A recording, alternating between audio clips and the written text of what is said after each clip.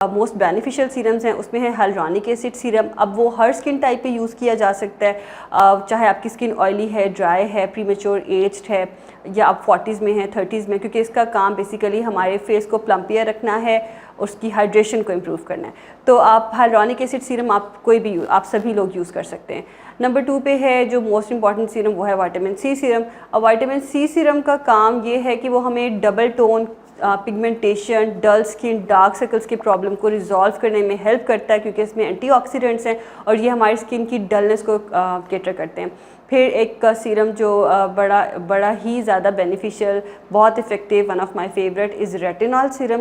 Retinol serum में भी you have to be very cautious कि आपने कोई ऐसा ब्रांड नहीं उठा लेना, मतलब इंस्टाग्राम पे, सोशल मीडिया पे बहुत सारी कंपेन्स चल रही होती है, तो we have to be very much conscious कि हमारे पैसे ज़ाया ना हो। तो आपने अपने डर्मेटोलॉजिस्ट की रिकमेंडेशन से एक सेफ रेटिनॉल का ब्रांड लेना है। अगर आपको रिंकल्स और प्रीमेच्योर एजिंग के लिए सीरम यूज़ करना है तो रेटिनॉल इज़ फॉर यू।